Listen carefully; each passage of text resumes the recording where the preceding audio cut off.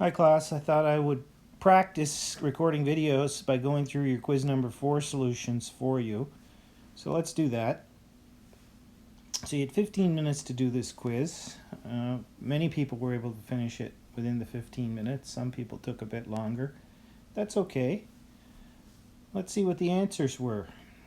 So you had a bunch of multiple choice questions here. The first one was about cache memory. And the question is, cache memory is normally implemented using, and then you had a few choices. So definitely not EEPROM because that's very slow. Flash, no, that requires special voltages in order to program it. SDRAM, no, that's off chip, so that wouldn't be cache memory. Although you could make the argument, I suppose, that it could be co-located within a package, but that's not really what we discussed in class. Same with the DRAM. What we discussed in class was actually SRAM. So this is static RAM built using, for example, the 6T structure involving active MOSFETs. Definitely not F, ferromagnetic. That was kind of a joke. And G, none of these answers is not applicable. So the correct answer was SRAM. Number 2, which of the following memory types is considered effectively non-volatile? So one student asked me what that meant, non-volatile. Well, non-volatile means it doesn't degrade. Now everything degrades over time. That's why I wrote the word effectively.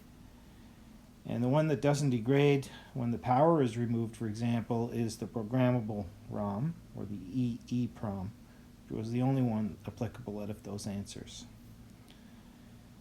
The third question was related to a question Abe asked me in class, I believe. Or I asked Abe, and he answered correctly. I can't recall which way it was. But either way, what I wanted you to do is recognize that this was a DRAM cell, and then to know that it only stores 1 bit of information. So the correct answer was none of these. The rest of them were just to try to catch you to see if you misunderstood how much information is actually stored in each cell of a DRAM array.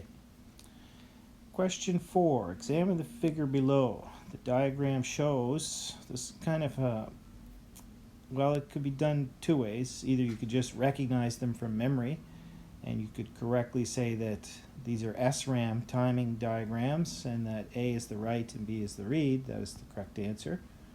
Or you could look at it in some detail and say, okay, there's no clock here.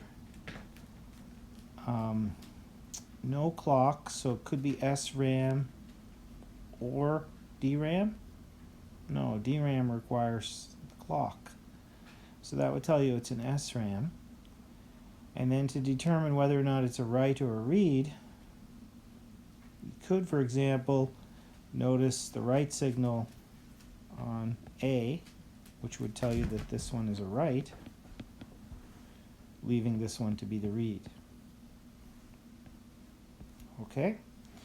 Question 5. You decide to use linear memory decoding. So keyword there is linear. It's not full memory decoding. Your address bus is 32 bits wide. That doesn't really matter. You decide to use 3 address lines for chip select signals, and you're using 1K times 8 SRAM ICs. How much memory can you address in total with this scheme? All you needed to know was the number of address lines to drive the chip select signals and the fact that it was linear. So with 3 address lines and using linear, that means you have 3 chip select signals, which means you can have 3 of these chips. And 3 times 1K is 3K, and none of the available answers are 3K, so the answer is none of these answers. Okay, question 6. CPU registers are typically implemented using, so keyword there is typically, because you can go out and find papers where other things are used, in which case you might be tempted to put G. I had some emails with one student about that. But in the context of the course and what's currently done in industry, the correct answer would be B, static RAM. So that was page 1. Page 2. Let me move this guy out of our way here.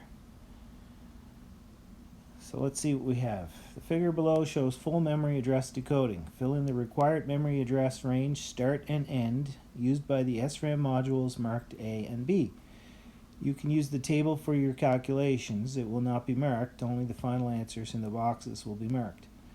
Notes. Assume address line 17, labeled A17, is input to the most significant bit of the 2 to 4 decoder. Be careful. CS is active high here. I wrote that because I think in our class slides CS was active low. Okay, so let's see what's going on. We want module A to be active, which means that we want this bit to be high when that's active. And we want module B to be active, which means we'd want this bit to be high when module B is active.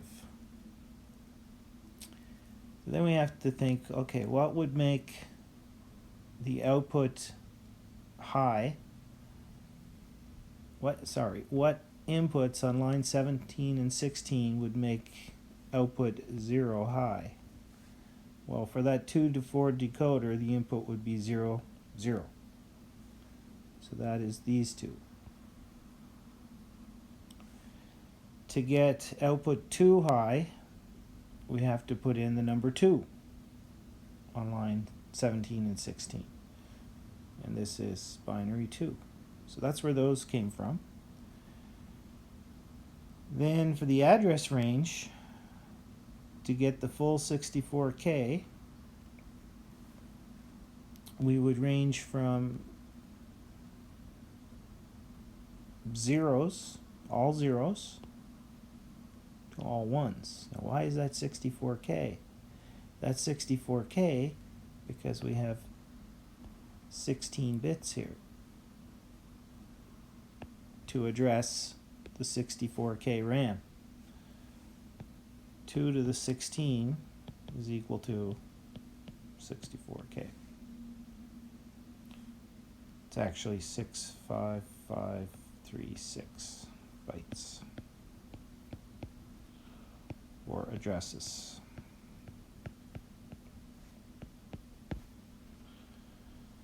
So all zeros gives us this portion of each of the address starts, and all ones gives us FFFF. Okay? And then of course the zeros for A come from here, and the 2's for B come from here. So that's how you calculate those start and end addresses. And that was it.